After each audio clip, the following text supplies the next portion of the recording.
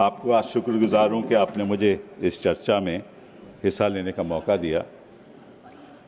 क्योंकि मेरे पास वक्त कम है, मैं केवल डेटा के बारे में बात करूंगा। जी, आपके समय है 4 minute, 4 minutes.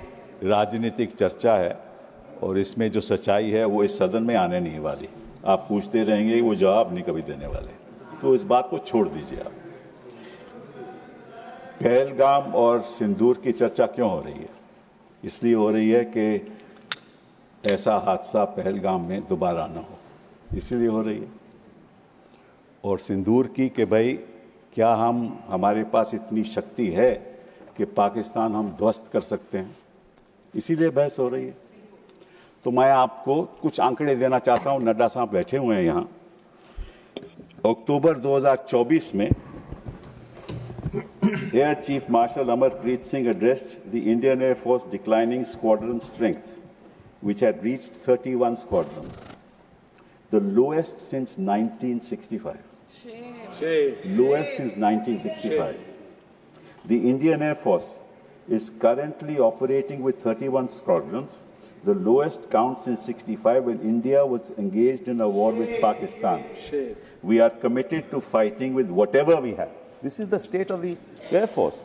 We are committed to fighting with whatever we have while prioritizing the maintenance of current assets and ensuring personnel are properly trained. This is his concern in 2024. फिर क्या हुआ? आपने Indian Air Chief again said, at the moment we are very badly off. I'm not saying this. At the moment we are very badly off in terms of numbers. And the numbers that have been promised are also coming in very slow time, making a case for boosting production rate of fighters. He said that an in-house study conducted by IAF showed that it must induct 2 fighter squadrons every year to cater to the numbers needed. The existing have fleets which will be phased out. Now, what is that existing fleet that is being phased out? Your MiG-21 being phased out. Your MiG-29 being phased out. Your 2000 Mirages being phased out. So what are you left with? Su-30 MKI. Su-30 MKI is what you're left with. And the Rafale aircraft is a 4.5 generation aircraft. The fact is that China is now going to launch a 6th generation aircraft just now in 2025. We are looking for a 5th generation aircraft in 2035. Because the AMCA aircraft will be ready, prototype in 2028, will be in production in 2035. What will we do by then? And this, I'm not saying this. If you are so much concerned about the defense of our country, what have you done in the last 11 years while you were sitting in power? You must answer that. There is no point blaming each other कि वो तो सवाल पूछेंगे और आप कहेंगे हम नहीं बताएंगे। ये तो आपकी राजनीति है। This is your राजनीति। दूसरी बात, एक और बात बताता हूं। HAL ने LCA एयरक्राफ्ट का गठन सोचा था 1984 में। 2001 में अभी तक जहाज तक बना नहीं और 2025 हो गए, एक जहाज नहीं आज तक बना। एक जहाज नहीं, जो हमने कंसेप्चुअलाइज किया था 1984 में। आप क्या कर रहे हो? तीसरी बात आपको बताना चाहता हूं, वो ये है कि पाकिस्तान के पास, हमारे पास तो ये 31 स्क्वाड्रन फेजिंग आउट के बाद 29 रह जाएंगे, और पाकिस्तान आज के दिन उनके पास 25 स्क्वाड्रन है, तो लगभग बराबरी है। और साथ साथ में 133 स्क्वाड्रन चीन के हैं। साहब आप मुझे नहीं, आपका समय समाप्त हो गया। मैं बैठ जाता हूं। आपका समय समाप्त हो गया। सुनना नहीं चाहते तो मैं क्या कर सकते हैं?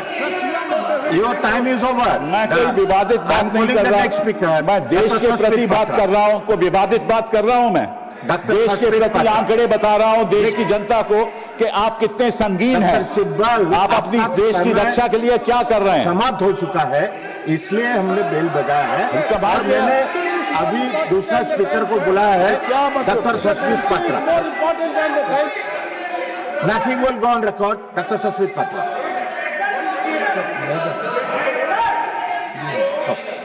Sorry doctor Medha Vishwam Kulkarni. मेधा जी।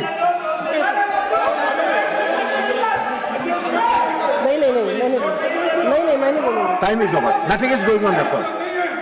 मेहता जी, नो,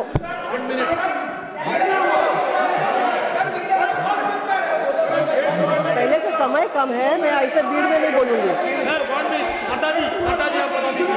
उसको नहीं मिलेगा।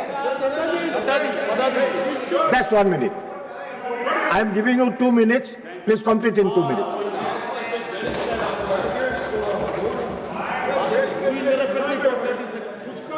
टाइम दे दिया, आप बात पर क्यों उठ जाते हैं? आप एलो किया है।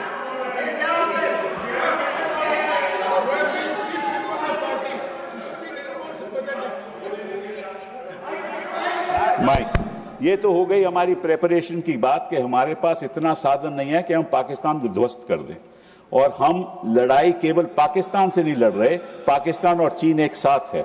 वो सारी टेक्नोलॉजी चीन पाकिस्तान को दे रहा है, स्पेशली कि उनके पास तो स्टेल्थ एयरक्राफ्ट्स हैं। हमारा ये जो राफेल है, it is a half stealth aircraft. It has got avionics but is only got half stealth characteristics. बात तो है। अब बात आए हम सिंदूर ऑपरेशन पहलगाम की। जब पहलगाम में 26 लोग की मृत्यु हुई तो ऑब्वियसली टेररिस्ट 400 किलोमीटर अंदर आए थे और उनके पास AK-47 थे और बाकी भी औजार उनके पास में मॉडर्न थे। तो किसी को पता नहीं चला कि 400 किलोमीटर अंदर आके उन्होंने 26 लोगों की हत्या की। पहली बात ये। और वो 1 किलोमीटर थे हमारे स्टेशन, एयर मिलिट्री स्टेशन में, ओनली 1 किलोमीटर अवे। पहली बात ये।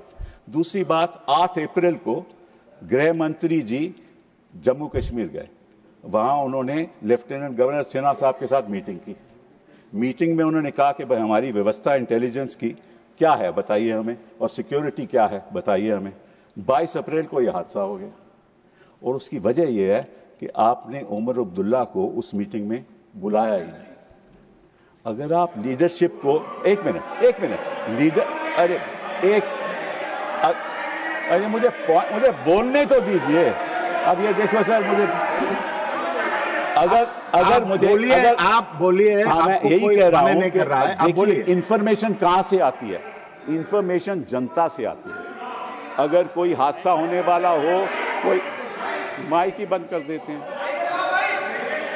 आप बोलिए मैं। और इंफॉर्मेशन कहां आती है कि टेररिस्ट एक्टिविटी होने वाली है? जनता से आती है। जनता कौन है? वहां जम्मू कश्मीर की जनता है। उसके लीडर कौन है? उमर अब्दुल्ला साहब। अब उनको मीटिंग में नहीं रखोगे, जनता के साथ आपका वार्तालाप नहीं होगा, बातचीत नहीं होगी, आपको इंफॉर्मेशन कहां से पहुंचेगी? इंफॉर्मेशन नहीं पहुंचेगी। और नड्डा साहब एक और बात, प्लीज डोंट इंटरप्ट। नड्डा साहब एक और बात बता दूं, आप 2014 में यूपीए सरकार चली गई। 2014 के बाद 16, 17, 18, 19, 20 जितनी मृत्यु सिविलियंस और सिक्योरिटी पर्सनल की हुई वो 2014 से कहीं ज्यादा थी। धन्यवाद। कहीं ज्यादा थी। धन्यवाद। मतलब क्या हुआ? धन्यवाद। 370 धन्यवाद डॉक्टर साहब। आपने सब कुछ कर दिया। आपने वादा किया कि यहाँ को टेररिज्म खत्म हो गया है, वो सारा शिफ्ट हो गया जम्मू में। और आपने 101 लाख 80,000 जो मेहता जी बोलेगा आर्मी के लोग कम कर दिए।